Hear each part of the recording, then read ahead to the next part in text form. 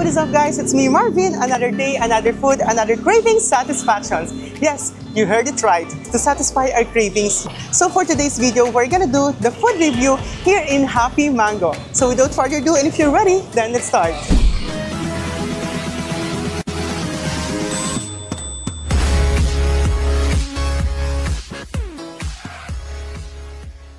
Okay, so this time dito na tayo sa Happy Mango at ayan, imit natin ng may-ari ng Happy Mango. Hello kuya, magandang gabi po, pabili. Ayan, nabilitaan po kasi namin dito na pinipilahan ng inyong mango. Hindi po namin alam kung anong sikreto nito, no? Sige, pwede po ba magkwento po kayo kung paano po nagsimula yung Happy Mango? Dati kasi, for pandemic, hindi na yun na namin magkasama to. So, dumating yung pandemic, nag-struggle. Actually, dalawa to eh. Yung Tapsilugan, saka yung mango namin na tinayo. So, nung nagkaroon ng lockdown, nahirapan kami. Nagkaroon ako ng financial problem. Tapos, so, nagpunta muna ako ng Canada. Ng Canada. For a while. Ang ginawa ko, nag-download ako. So, doon nag-start yung kwento ng Happy Mango. Nung umuwi ako, itinayo ko ulit siya, binuhay ko ulit yung Happy Mango ko. Tapos nakita ko naman yung potential. Hanggang sa nagkaroon ng profit, so hanggang sa nanganak siya. Nanganak? Yes. So, ibig sabihin, ilan na po yung branches nyo? 4 branches na kami. 4 branches? So, saan pa po yung other Meron branches? po kami dito sa may Aurora Street, sa malapit siya sa Kadiwa. Then may Zamora. Zamora.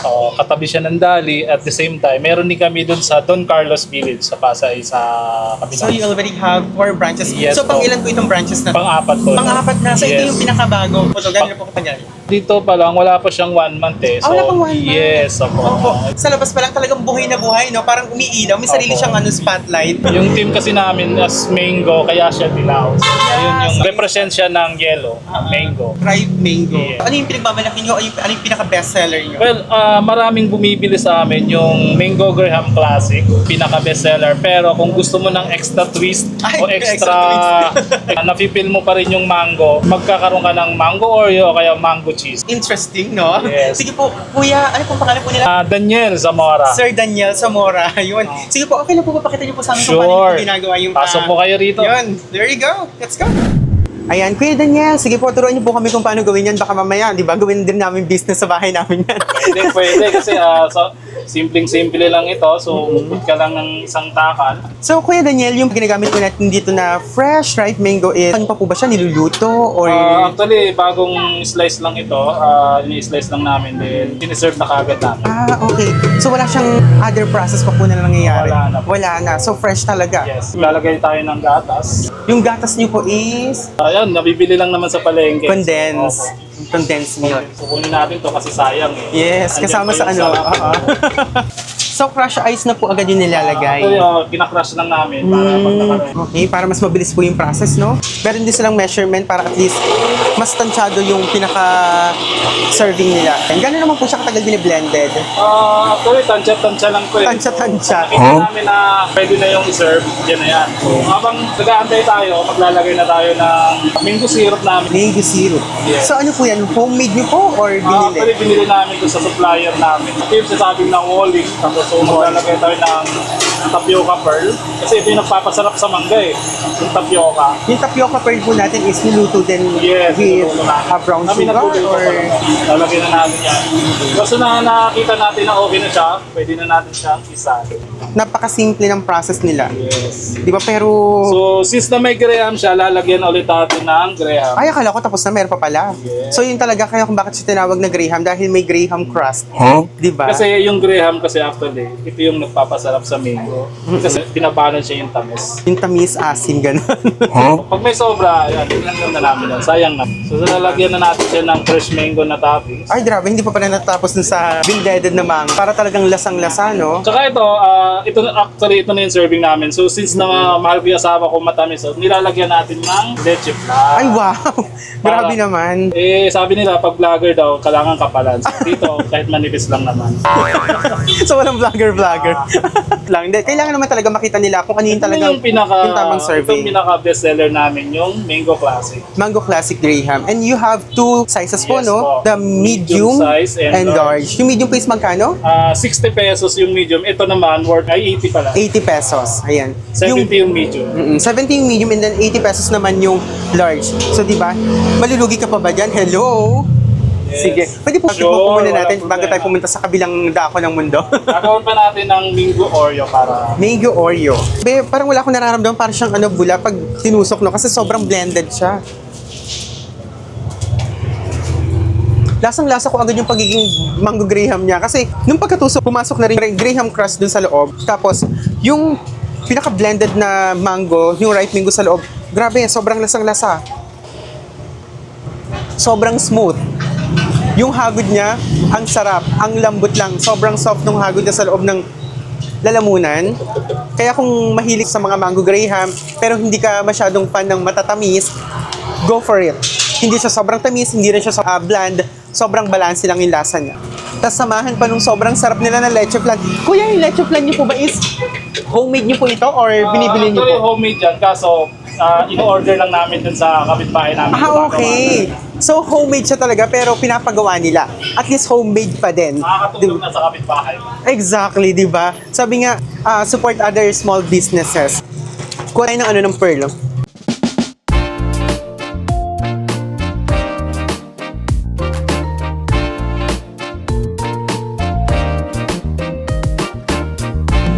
Niluto siya with vanilla.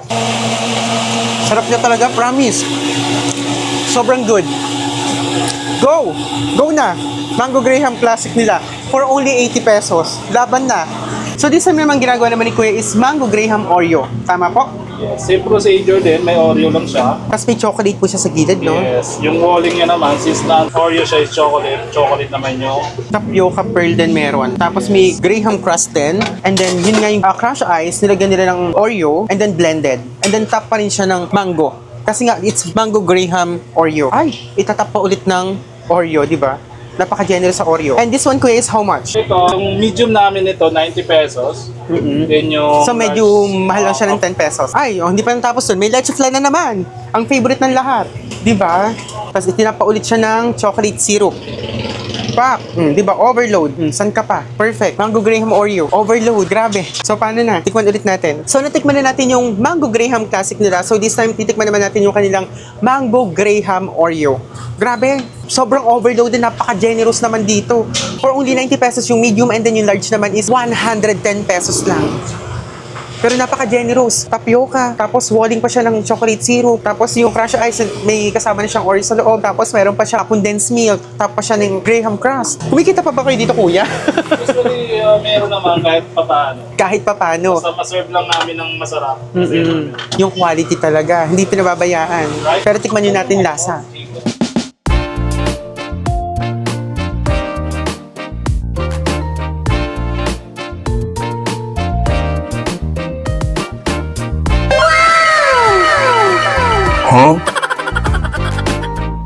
Lasang-lasa mo rin talaga yung Oreo.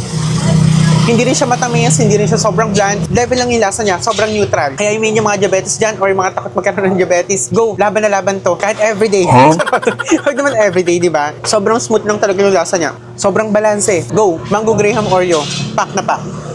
So this time, Kuya, ano naman po yung ginagawa natin? Ito gagawin naman natin is soda naman siya, fruit soda.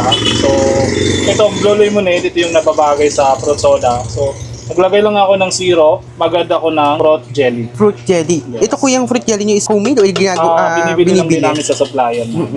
Ang bango ah. Ang bango niya. Sobrang fruity ng lasa. So, maglalagay lang ako ng yellow. So, ice. Kala ko ikakrush din yung ice. Magkakaroon tayo ng soda. That's lemon lime soda. Sprite. Ay, ang ganda ng color. Yes. Di ba? Then, Kumakombination. lalagay natin ng papel Yung papel para sa... para kahit, di ba, nakaganyan siya. So, kahit na, Ay, perfect! Di ba? May pa-magic. So, para masya-shake siya. yes. Kasi usually yung mga ganitong bead, lumalabas yung tubig niya. So, nag-provide kami ng parang paper sealer para hindi siya maano. So, Di ba? Ang galing. Galing ng idea. Blue lemonade soda. Blue lemonade soda. So, this time, tikman natin yung blue lemonade soda nila. Blue lemonade soda. There you go. Kuya, magkano yung blue lemonade soda natin? So, ito, affordable lang siya. Yung small, 29, medium, 39, and ito, 49 pesos. 29, 39, and 40 pesos. Tapos ganun karami yung ingredients. Sige.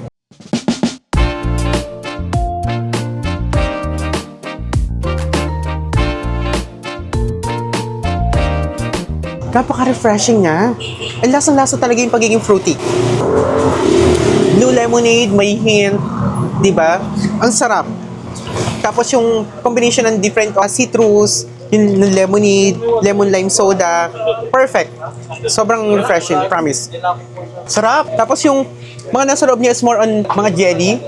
Sarap niya, promise. Napangalahati ko nga eh. Di ba halatang di ba sarap? Ang sarap niya, napangalahati ko agad. Must try. Promise. Hindi akong papahiya. Go! So ito naman, gagawin namin as Yakult series naman. Fruity Yakult series. So, as usual, naglagay tayo ng lychee flavor naman to. Then, mag-add lang ako ng ice. Lalagyan ulit namin ng jelly. O kaya, nata. So, for now, jelly muna. Warm water. Warm water, hindi po pwedeng cold water. So, lalagyan na natin na. Ano po yung reason bakit warm water? Para ma-balance siya lang yung ano. Isang buong Yakult po talaga nilalagay. Yes. So isang buong Yakult talaga ng water, tapos merong lychee. Opo, lychee syrup. So, lalagyan ulit natin na Then shake. Perfect. Diba? Malaguyabano. There you go. Tikman ulit natin. And this one naman is lychee Yakult. So tikman ulit natin.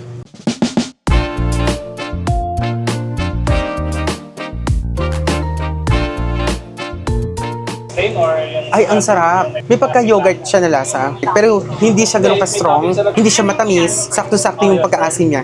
Ay, nagko-complement talaga yung Yakult. Tapos yung pagiging fruity, Pagka walang percent, nagsasalib puwersa. Nagsasalib puwersa, di ba? Ang sarap. Bumahilig sa medyo maasim. Pero yung not so maasim sobrang balanse ng lasa niya. On a scale of 1 to 10, with 10 being highest, it's 7. Yung pagiging sour niya. Ang sarap. So refreshing. Grabe. Makakaubos na ako ng ganito. And bukod po sa mga mango graham nila, Oreo, sa Yakult, saka sa soda, marami pa po sila dito ino-offer. Ayan, papakita po natin yung kanilang menu. Go! Ayan, maraming salamat Kuya Daniel, kay Ate Chrissy, at syempre sa Happy Mango. Grabe yung mga sinerve niyo po sa amin, sobrang sasarap.